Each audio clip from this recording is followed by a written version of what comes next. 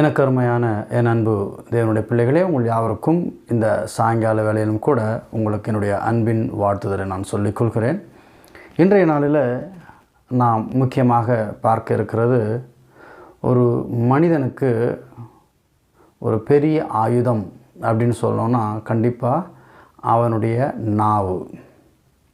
ஒரு கத்தி கூட ஒருவனை வெட்டி சாகாமல் இருக்கலாம். ஆனால் சிலருடைய வார்த்தைகள், சில வார்த்தைகள், குறிப்பிட்ட வார்த்தைகள் ஒரு மனிதனை உயிரோடு கொள்ளுகிறதாக இருக்கிறது. ஆகையினால் எலும்பு இல்லாத இந்த நாவு எதை வேண்டுமானாலும் பேசும், எப்படி வேண்டுமானாலும் பேசும். எனக்கு ஒரு அனுபவம் உண்டு. 2006 நான் பெங்களூரில் ஒரு கம்பெனியில் வேலை சேர்ந்தபொழுது அந்த பிளான்ட் மேனேஜர், அந்த பிளான்ட்டுக்கு ஹெட் அவர் தான். வாழ்த்துகிறதுல நான் முந்திக்கொள்வேன். பிறர் எனக்கு குட் மார்னிங் சொல்கிறதை விட அது யாராக இருந்தாலும் நான் முதல்ல அவங்களுக்கு குட் மார்னிங், குட் ஆஃப்டர்நூன் பார்க்கும்போது வாழ்த்துதலை சொல்லிக்கிறதுல எனக்கு ஒரு பழக்கம் உண்டு. அப்போது முறையாக ஒரு பிளான்ட் மேனேஜரை நான் பார்க்குறேன். அவர்கிட்ட நிற்கிறேன், எதுக்கு ஒரு அப்ரூவல் வாங்க நிற்கும்போது அவருக்கு ஒரு ஃபோன் கால் வருது. அந்த ஃபோன் காலில் என்னன்னு கேட்குறாருன்னா, சார் ஹவ் ஆர் யூன்னு கேட்குறாங்க. இவர் என்ன பதில் சொல்கிறாருன்னா, ஐ am fine, how are you. பாருங்கள், இந்த வார்த்தை ஒரு வாழ்த்துதலை வாங்கும்போது கூட ஒரு தான் என்ற கர்வம், நான் அப்படின்ற கர்வம் ஒரு மனிதனுக்கு இருக்குமானால் அது அவனையே கொள்ளுகிறதாகவும் ஆகிறது. ஆகினால் அந்த நாவை அடக்குகிறதுல நாம் எப்படி இருக்கணும்னா நம்மை காத்துக்கொள்வர்களாக இருக்க வேண்டும். அப்படிப்பட்ட ஒரு நாவை குறித்து தான் நாம் இப்போ பார்க்க போகிறோம். எபேசியர் 5ஆம் அதிகாரம் 9வது வசனம் என்ன சொல்கிறது என்றால், ஆவியின் கனி சகல நற்குணத்திலும் நீதியிலும் உண்மையிலும் விளங்கும். ஆவியின் கனிகள், ஆவியின் கனிகள் என்றால் நம்முடைய முதிர்ச்சி, பரிசுத்த ஆவின்னு சொல்லலாம், தேவனுக்கு அருகாமைன்னு சொல்லலாம், ஒரு ஆன்மீகத்தின் விளிம்புன்னு சொல்லலாம், ஒரு நல்ல பக்குவப்பட்ட ஒரு நிலை என்று சொல்லலாம். இதை தான் ஆவியின் கனி அப்படின்னு சொல்கிறோம். இந்த ஆவியின் கனி மாமிச எண்ணத்தில் இருக்கிறவர்களுக்கு, உலக பிரகாரமான ஆசை இருக்கிறவர்களுக்கு, நம்முடைய கலரையும் பிறருடைய கலரையும் வித்தியாசம் பார்க்குறவங்களுக்கு, பிறருடைய வாழ்க்கையும் நம்முடைய வாழ்க்கையும் வித்தியாசம் பார்க்குறவர்களுக்கு இந்த ஆவியின் கனிகளை குறித்ததான ஒரு புரிதல் இருக்காது.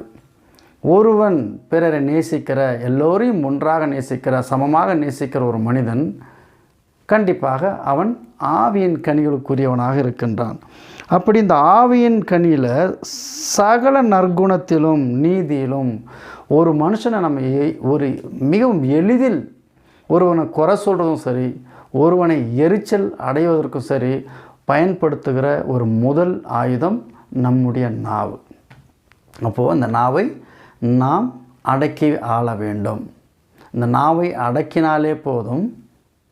ஒரு பழமொழியும் உண்டு, வாயை அடக்கினால் நோயின்றி வாழலாம், நாவை அடக்கினால் பிரச்சனையின்றி வாழலாம். ஆகையினால நாவை அடக்குகிற அந்த நல்ல பண்பு ஒவ்வொரு மனிதனுக்கும் வேண்டும். கர்த்தருடைய வார்த்தையும் அதை குறித்ததான அநேக வசனங்கள் இருக்கிறது. அடுத்தபடியாக நீதிமொழிகள் 10வது அதிகாரம் 19வது வசனம் என்ன சொல்லுதுன்னு பார்க்கும்போது, சொற்களின் மிகுதியில் பாவம் இல்லாமல் போகாது, தன் உதடுகளை அடக்குகிறவனோ புத்திமான். சில சந்தர்ப்பங்களில் ஒரு புதிய நண்பர் வருகிறார், இல்லை புதிய ஒரு உறவுகள் நம்மை தேடி வருகிறது, இல்லை நம்ம அங்கே போகிறோம். அப்போ போகும்பொழுது பேச எதுவுமே இல்லை, அவரை திருப்திப்படுத்த வேண்டும் என்பதற்காக தேவையில்லாமல் வள வள வள வள என்று பேசி, அது என்ன அர்த்தம்னு சொன்னால், சொற்களின் மிகுதி, எதை பேச வேண்டுமோ பேசு, பேசவில்லையா, எதுவுமே இல்லையா பேசுவதற்கு, அமைதியாக இரு. இது ஞானத்தின் வெளிப்பாடு. இல்லை ஏதோ நம்ம பேசலாம், பேச்சு கொடுக்கலாம், அவருக்கு சாதகமாக அவரை குஷிப்படுத்தணும் அப்படின்னு சொல்லி ஏதோ ஒன்றை பேசி தன் வாயை அதாவது தவளை தன் வாயால் கெடும் அப்படிங்கிற மாதிரி வளவள என்று பேசி, அதாவது சொற்களின் மிகுதியினால் பாவம் இல்லாமல் போகாது. அப்போ பாவம் இல்லாமல் போகாதுன்னா பாவம் செஞ்சுருவோம். அப்போ பாவம் செய்தோமானால் நாம் குற்றவாளி ஆகிறோம். ஆகினால எதை பேச வேண்டுமோ அதை பேசி அமைதியாக இருப்பது நல்லது என்று வேதம் சொல்லுகிறது. தன் உதடுகளை அடக்குகிறவனோ புத்திமான். பேசுகிறது தெளிவாக, அழகாக, புத்தியாக பேச முடிந்தால் பேசலாம். அப்படி இல்லை என்றால் சும்மாக ஊமையைப் போல அமைதியாக இருப்பதும் கூட நமக்கு நல்லது என்று வேதம் நமக்கு அறிவுறுத்துகிறது. நம்முடைய நாவு பொல்லாப்பு செய்கிறதைப் போல மற்ற எந்த நமது சரீர உறுப்புகள் பாவம் செய்வதில்லை. முதலாவது வார்த்தையினால், சொல்லால், பிறரை ஏளனமாக பேசுகிறது மூலமாக, அற்பமாய் பேசுகிறது மூலமாக, துர்மார்க்கம், பரியாசம், இது போன்ற எல்லா அநேக ஒரு கெட்ட பாதகங்கள் பிறருக்கு நடக்கிறது எதனாலன்னு சொன்னால், நம்முடைய வாய்மொழியில், நம்முடைய வாயிலிருந்து புறப்படுகிற வார்த்தையின் மூலமாக அநேகரை பாதிக்கிறது, அநேகரை குணப்படுத்த முடியாத ஒரு நோவை கொடுக்கிறது என்றால் நம்முடைய நாவு தான். ஆகினால இந்த நாவை அடக்கி ஆள வேண்டும். அதே போல் பாருங்கள், 1 தெசலோனிக்கேயர் 5ஆம் அதிகாரம் 22வது வசனத்தை பார்க்கும். பொல்லாங்காய் தோன்றுகிற எல்லாவற்றையும் விலகுங்கள். இந்த பொல்லாங்கு செய்கிறது, நம்ம சரீரத்தில் பொல்லாங்கு செய்கிறது எது என்றால் கண் பேசாது, கண் யோசிக்கலாம். ஆனால் இந்த நாக்கு இருக்குது பார்த்திங்கன்னா, அந்த நாக்கானது என்னன்னா சொல்கிற ஒற்றை சொல்லாக இருக்கட்டும், ஒரு சிறிய வார்த்தையாக இருக்கட்டும், ஒரு மனிதனை அப்படியே உருவ குத்தி கொலை செய்கிற அளவுக்கு இருக்கிறது. அதனால் நண்பு தேவனுடைய பிள்ளைகளை நம்முடைய நாவை அடக்கி ஆள வேண்டும் என்று சொல்லுகிறது. ஆகினால நாவை அடக்குகிறதுனால நாம் கெட்டு போக மாட்டோம், அநேக நண்பர்களை விட்டு பிரிய மாட்டோம், அநேகர்களை நாம் சேர்த்து கொள்ள முடியும். ஒரு மனிதனுக்கும் இன்னொரு மனிதனுக்கும் ஒரு பாலமாக இருக்க வேண்டும் நாம் பேசுகிற சொல்லானது.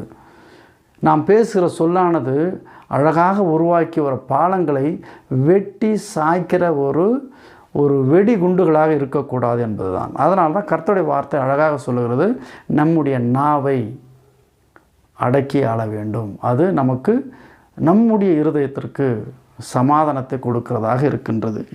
லூக்கா எழுதின சுவிசேஷம் 6ஆம் அதிகாரம் 45 வசனம் என்ன சொல்கிறது என்றால், நல்ல மனுஷன் தன் இருதயமாகிய நல்ல பொக்கிஷத்திலிருந்து நல்லதை எடுத்துக்கொள்கின்றான். பொல்லாத மனுஷன் தன் இருதயமாகிய பொல்லாத பொக்கிஷத்திலிருந்து பொல்லாததை எடுத்து காட்டுகிறான். இருதயத்தின் நிறைவினால் அவன் வாய் பேசும். ஆக நம்முடைய இருதயமானது பொல்லாங்கால் நிறைந்திருக்கிறதா, அல்லது ஒரு நல்ல இருதயமாகிய நல்ல பொக்கிஷத்தை நம்முடைய இருதயம் யோசித்திருக்கிறதா? ஆகினால இந்த இருதயத்தையும் நாம் சுத்தப்படுத்தணும், இருதயத்தை சுத்தமாக வைத்து கொள்ள வேண்டும். இருதயத்தை எப்போ சுத்தமாக வைத்து கொள்ள முடியும்?